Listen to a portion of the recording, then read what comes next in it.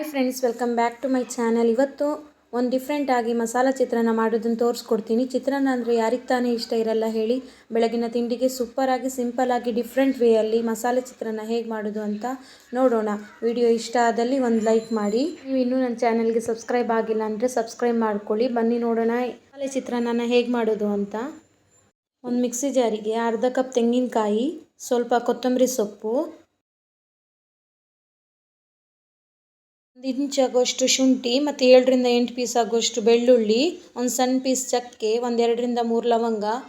ನಾನಿಲ್ಲಿ 4 ಹಸಿಮೆಣಸು ತೊಗೊಳ್ತಾ ಇದ್ದೀನಿ. ನಿಮಗೆ ಖಾರ ಜಾಸ್ತಿ ಬೇಕು ಅಂದರೆ ಜಾಸ್ತಿ ಹಾಕ್ಕೊಳ್ಳಿ. ಸ್ವಲ್ಪನೂ ನೀರು ಹಾಕ್ಕೊಳ್ದಂಗೆ ತರ್ತರಿಯಾಗಿ ರುಬ್ಬಿ ಪೇಸ್ಟ್ ಮಾಡ್ಕೊಳ್ಳಿ. ಈಗ ಒಗ್ಗರಣೆಗೆ ಸ್ಟೋವ್ನಲ್ಲಿ ಒಂದು ಕಡಾಯಿ ಇಟ್ಕೊಂಡು 4 ಟೇಬಲ್ ಸ್ಪೂನ್ ಆಗುವಷ್ಟು ಎಣ್ಣೆ ಹಾಕಿ, ನಿಮಗೆ ಗೊಜ್ಜು ಎಷ್ಟು ಬೇಕು ಅಷ್ಟನ್ನು ನೋಡಿಕೊಂಡು ಎಣ್ಣೆ ಹಾಕ್ಕೊಳ್ಳಿ. ಎಣ್ಣೆ ಬಿಸಿ ಆದಾಗ ಅರ್ಧ ಟೇಬಲ್ ಸ್ಪೂನ್ ಸಾಸಿವೆ, ಅರ್ಧ ಟೇಬಲ್ ಸ್ಪೂನ್ ಜೀರಿಗೆ ಹಾಕಿ ಚೆನ್ನಾಗಿ ಫ್ರೈ ಮಾಡ್ಕೊಳ್ತಾ ಇದ್ದೀನಿ. ಸ್ಟೋವ್ನ ಮೀಡಿಯಮ್ ಟು ಲೋ ಫ್ಲೇಮಲ್ಲಿ ಇಟ್ಕೊಳ್ಳಿ.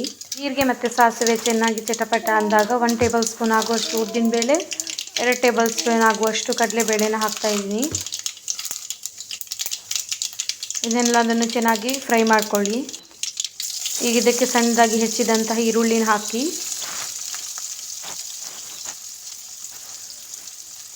ಎಲ್ಲದನ್ನು ಚೆನ್ನಾಗಿ ಫ್ರೈ ಮಾಡ್ಕೊಳ್ತಾ ಇದ್ದೀನಿ. ನಿಮಗೆ ಈರುಳ್ಳಿ ಇಷ್ಟ ಇಲ್ಲ ಅಂದರೆ ಈರುಳ್ಳಿನ ಸ್ಕಿಪ್ ಕೂಡ ಮಾಡ್ಕೋಬೋದು. ಈರುಳ್ಳಿ ಎಲ್ಲ ಚೆನ್ನಾಗಿ ಫ್ರೈ ಆದಮೇಲೆ ನಾನಿಲ್ಲಿ ಕರಿಬೇವು ಸೊಪ್ಪನ್ನು ಹಾಕ್ತಾ ಇದ್ದೀನಿ. ನಾನಿಲ್ಲಿ ಜಾಸ್ತಿ ಕರಿಬೇವನ್ನು ಹಾಕಿ ಸೇರಿಸ್ತಾ ಇದ್ದೀನಿ. ನಿಮ್ಗೆ ಇಷ್ಟ ಇಲ್ಲ ಅಂದರೆ ನೀವು ಕರಿಬೇವನ್ನು ಸ್ವಲ್ಪ ಕೂಡ ಹಾಕ್ಕೋಬೋದು. ಎಲ್ಲನೂ ಕೂಡ ಚೆನ್ನಾಗಿ ಮಿಕ್ಸ್ ಮಾಡ್ಕೊಳ್ತಾ ಇದ್ದೀನಿ. ಇದಕ್ಕೆ 4 ಟೇಬಲ್ ಸ್ಪೂನ್ ಆಗುವಷ್ಟು ಕಡಲೆ ಬೀಜನ ಹಾಕಿ ಸೇರಿಸ್ತಾ ಇದ್ದೀನಿ. ಈ ಚಿತ್ರಾನ್ನ ಟೇಸ್ಟ್ ತುಂಬ ಡಿಫ್ರೆಂಟ್ ಆಗಿರುತ್ತೆ. ಬೇಕಾದರೆ ಒಂದು ಸಾರಿ ಟ್ರೈ ಮಾಡಿ ನೋಡಿ. ಕಡಲೆ ಬೀಜ ಹಾಕಿ ಚೆನ್ನಾಗಿ ಎಲ್ಲನೂ ಫ್ರೈ ಮಾಡ್ಕೊಳ್ತಾ ಇದ್ದೀನಿ. ಫ್ಲೇಮನ್ನು ಸಿಮ್ಮಲ್ಲೇ ಇಟ್ಕೊಳ್ಳಿ. ತರ್ತರಿಯಾಗಿ ರುಬ್ಬಿಕೊಂಡಿರುವಂಥ ಪೇಸ್ಟನ್ನು ಕೂಡ ನಾನು ಇದಕ್ಕೆ ಈಗ ಸೇರಿಸ್ತಾ ಇದ್ದೀನಿ.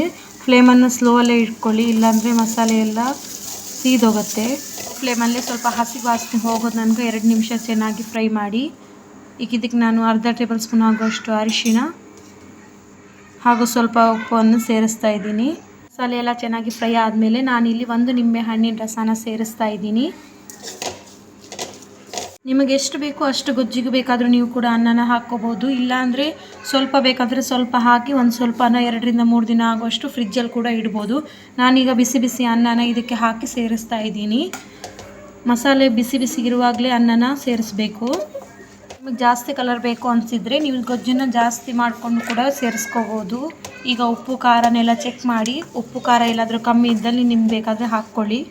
ಇವಾಗ ನೀವು ನೋಡ್ತಾ ಇರ್ಬೋದು, ನಾರ್ಮಲ್ ಮಾಡೋ ಚಿತ್ರಾನ್ನ ಥರನೇ ನಿಮಗೆ ಕಾಣ್ತಾ ಇರ್ಬೋದು. ಆದರೆ ಟೇಸ್ಟ್ ಮಾಡಿದಾಗ ನಿಮಗೆ ರುಚಿಯಲ್ಲಿ ಗೊತ್ತಾಗುತ್ತೆ ಇದು ಮಸಾಲೆ ಚಿತ್ರಾನ್ನ ಅಂತ. ನೀವು ಯಾವತ್ತೂ ಇದನ್ನು ಟ್ರೈ ಮಾಡಿಲ್ಲ ಅಂದರೆ ಒಂದು ಸರಿ ಟ್ರೈ ಮಾಡಿ.